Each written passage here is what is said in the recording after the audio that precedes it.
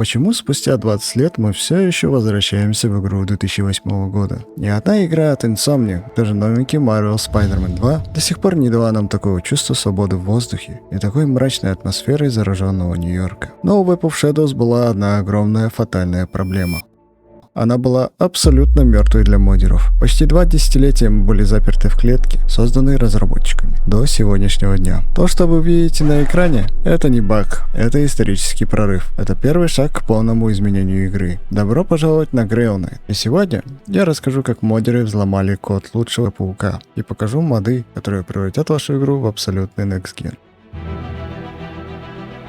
Давайте вспомним, как мы жили раньше. Олды точно прослезятся при слове текст-мод, потому что это было больно. Чтобы просто перекрасить костюм паука в чуть более темно-синий цвет, нам нужно было запускать отдельную стороннюю прогу, скармливать ей файлы и ждать загрузки где-то минут по 10. Иногда загрузка модов шла дольше, чем мы потом играли. Но главная трагедия была в другом. Мы могли менять только картинку, саму текстуру Человека-паука. Мы не могли добавить в игру ни один новый полигон. Вы хотели поиграть за массивного Венома Тома Харди? Получаете перекрашенного тощего Питера Паркера. Хотели Майлза Моралеса? Вот вам Питер в черно-красной текстуре. Движок игры прятал всю 3D-геометрию в зашифрованных архивах PC-Pack. Это было унизительно для такой великой игры. Но на этой неделе разработчик под ником Kirby Stiller сделал то, что 18 лет считалось невозможным. Он выкатил альфа-версию фреймворка XWOS. Это как если бы вы 18 лет пытались открыть стальной сейф зубочисткой, а он просто пришел и взорвал его динамитом. Да, он написал код, который заставляет игру обходить старые архивы и читать распакованные файлы напрямую. Эра TextMod мертва.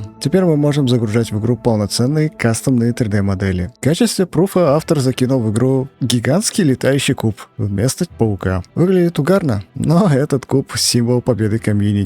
Если движок игры съел куб с новой геометрией, значит совсем скоро он съест и Венома, и Росомаху, и костюмы из PS5 версии. Насчет Росомахи, а вот и он. Пока снимал видео, автор уже выкатил замену на Росомаху. Когда эти новые модели выйдут, а это случится очень скоро, во что мы будем играть? В кривую ванилу 2008 года с дерганой камерой? Конечно нет. Чтобы подготовить игру, вам нужен мод WastWix.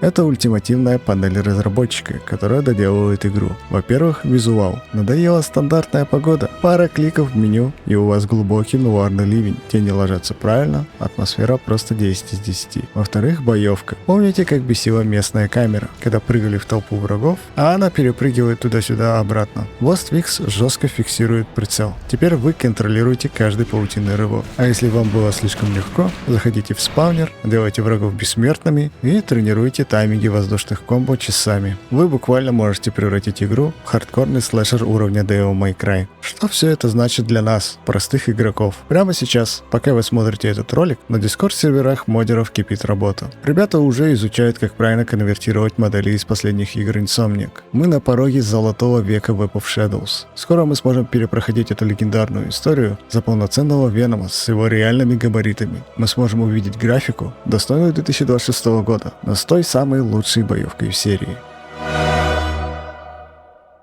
Вот, господа, революция свершилась. Все ссылки на WastWix и на страницу фреймворка XWOS я уже оставил в описании. Качайте, настраивайте игру под себя и кайфуйте. В случае, если вам будет трудно установить моды или вы хотите туториал, пишите об этом в комментах. И обязательно напишите прямо сейчас в комментарии, чью 3D-модельку вы ждете в игре больше всего. Ставьте лайк, если тоже считаете Web of Shadows непризнанным шедевром. Подписывайтесь на канал, чтобы не пропустить обзор первых кастомных скинов. С вами был Grail Knight. До встречи в Нью-Йорке.